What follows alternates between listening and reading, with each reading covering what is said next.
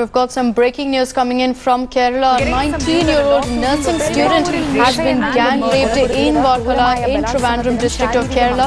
The victim has been shifted to a hospital in Trivandrum about an hour ago. A nursing student. ഞാൻ street എൻകൗണ്ടറിന് വേണ്ടിയും എത്തുന്നു.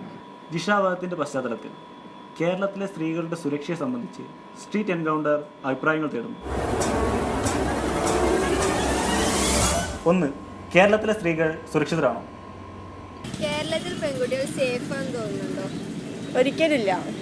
കേരളത്തിൽ പെണ്ണുങ്ങൾ safe ആണോ എന്ന് ചോദിച്ചു കഴിഞ്ഞാൽ സേഫ് ആണോ എന്ന് ചോദിച്ചാണ്. കേരളത്തിലെ ഓൾമോസ്റ്റ് പെൺപിള്ളേരൊക്കെ സേഫാണ്. അല്ല, കേരളത്തിലെ പെൺകുട്ടികൾ ഇല്ല. ഒരു സേഫ് എനിക്ക് തോന്നുന്നില്ല. കേരളത്തിൽ മാത്രമല്ല, ഇന്ത്യയിലുള്ള ഒരു പെൺകുട്ടികളും ഈ ലോകത്തിലുള്ള ഒരു പെൺകുട്ടികളും ഒരിക്കലും സേഫ് അല്ല.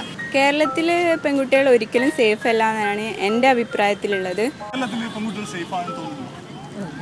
ഒരിക്കലില്ല. സേഫ് എന്തുകൊണ്ട് സേഫ് അല്ല? പെൺകുട്ടികളും കുറേ ശ്രദ്ധിക്കാനുണ്ട്, അത്രേ എനിക്ക് പറയാനുള്ളൂ. തീർച്ചയായിട്ടും എല്ലാവർക്കും പേടിയായിട്ട് തന്നെ വരുന്നത്.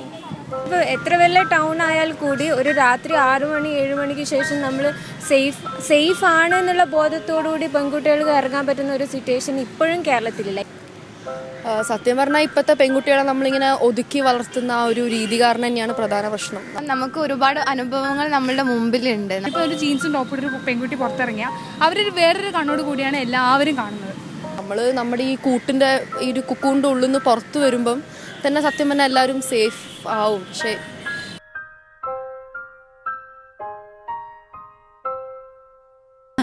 പരമാവധി എന്ത് ശിക്ഷ കൊടുത്താൽ അത് കൊടുക്കണം.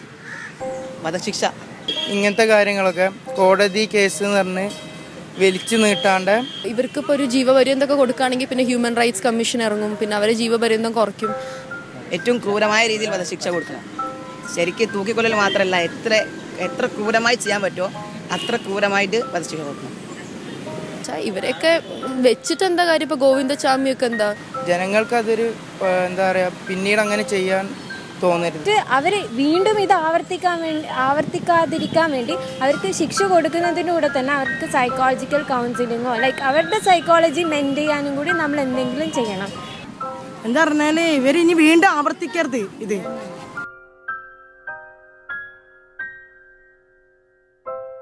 ആർക്കും അത് ഒരിക്കലും ചെയ്യാൻ പറ്റാത്തൊരു കാര്യമാണത്. ഒരിക്കലും ഇല്ല.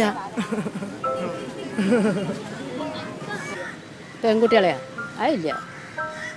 ആ കുട്ടിയുടെ തെറ്റുകൊണ്ടല്ല ഒരിക്കലും ആ കുട്ടി റേപ്പായത് അല്ലല്ലോ. അങ്ങനെ ഒരു പെൺകുട്ടിക്ക് ജീവിതം നൽകുക എന്ന് പറയുന്നത് വലിയൊരു കാര്യം തന്നെയാണ്.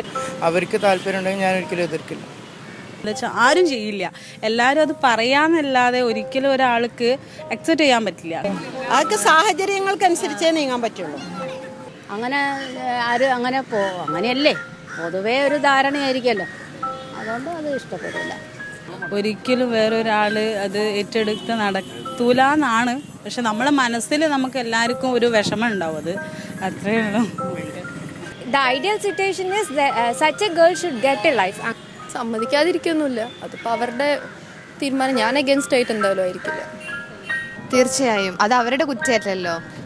എൻ്റെ മകൻ്റെയും ബ്രദറിൻ്റെയും കല്യാണം കാര്യം അത് അവരുടെ പേഴ്സണൽ ഡിസിഷനാണ്. അപ്പോൾ ഞങ്ങൾക്കൊരു കുഴപ്പമില്ല. ഞങ്ങളെ സമ്മതിച്ചാലും ഞങ്ങൾ ഫാമിലി മെമ്പേഴ്സ് സമ്മതിക്കുമെന്ന് അറിയില്ല. ഇനി അതൊരാൾക്ക് സംഭവിക്കരുത്. അങ്ങനെ ഒരു അവസ്ഥ വന്നാൽ ഒരു കൈ നോക്കാം. ഇനി അങ്ങനെ എന്തെങ്കിലും ഉണ്ടെങ്കിൽ എന്തായാലും എൻ്റെ ബ്രദറെ മാനേജ് ചെയ്യും. ഞാൻ അതിന് സപ്പോർട്ട് ചെയ്യുകയും ചെയ്യും.